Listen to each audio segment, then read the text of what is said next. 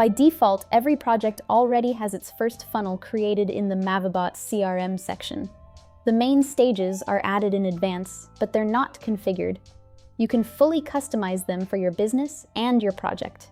To create a new funnel, go to the top menu and click Create Funnel.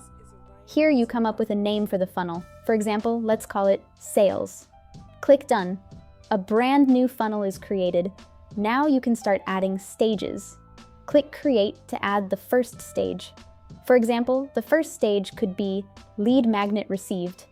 After that, you can continue building the funnel.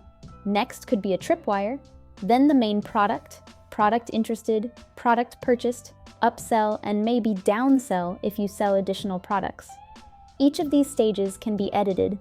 Click on the pencil icon to open stage settings. Here you can choose the color you want this stage to have. Copy the stage, this is useful later when working with API functions in the calculator, and also enable bot launch on stage change. That means when a user enters this stage, they'll receive a notification in the chat and a specific scenario will be triggered. Click Save. You'll see the color applied right away. You can configure all other stages the same way if needed. Next, let's look at how deals are displayed. You can view them as a board or as a list. Right now, it's shown as a board. What do we see on the board? You can choose exactly what's displayed: tags, variables, deals, descriptions. Just leave the essentials that matter to you. Use checkboxes to control what's shown and what's hidden. You can also show or hide hidden stages. Deals can be marked as successful, failed, or moved to archive. If you enable deal variables, you can also choose which specific variables should be displayed.